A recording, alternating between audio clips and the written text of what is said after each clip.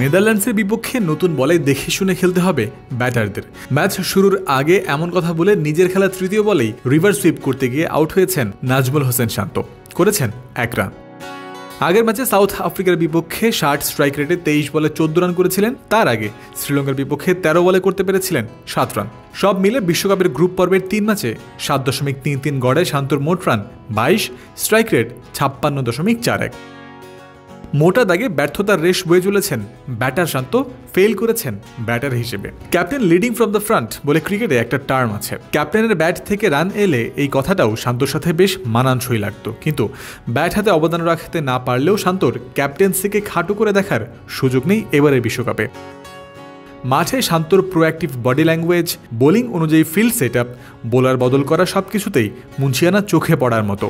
বুদ্ধিদীপ্ত অধিনায়কত্বের সাথে সাহসিকতারও প্রমাণ দিয়েছেন তিনি।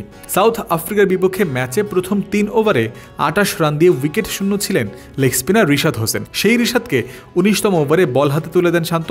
উইকেটে তখন সেট ব্যাটার ডেভিড মিলার। শান্তর এমন সিদ্ধান্ত বাংলাদেশের বিপক্ষেও যেতে পারত, কিন্তু না, এমন কিছু হয়নি। ক্যাপ্টেনের নেয়া সাহসী সিদ্ধান্ত কাজে লেগেছিল।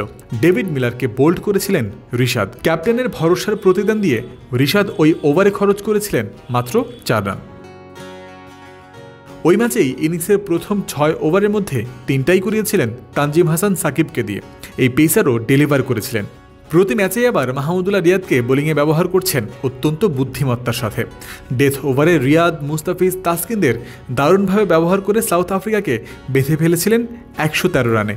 শ্রীলঙ্কার বিপক্ষে জেতা ম্যাচেও শান্তর অবদান কম নয়। 6 ওভারে 53 রান তুলে বিধ্বংসী শুরু করেছিল লঙ্কানরা। সেখান থেকেই শান্তর বুদ্ধির জোরে লঙ্কানদের চেপে ধরে বাংলাদেশ। চতুর্থ থেকে দশম এই 7 ওভারে 7 জন ভিন্ন বোলারকে ঘুরিয়ে ফিরিয়ে ব্যবহার করেছিলেন শান্ত। আনস্টেবল করে তুলেছিলেন লঙ্কান ব্যাটারদের। এই বুদ্ধি কাজেও লেগেছে।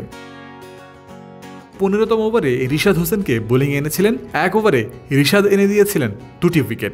দারুণ ফিল্ড প্লেসমেন্টে ডেথ বোলিংটাও হয়েছিল দারুণ। ভালো শুরুর পরেও শ্রীলঙ্কা থেমেছিল 124 রানে। পরে ম্যাচটা জিতেও নিয়েছিল বাংলাদেশ। শান্তর দারুণ ক্যাপ্টেন্সির এই ধারা অব্যাহত ছিল নেদারল্যান্ডসের বিপক্ষেও।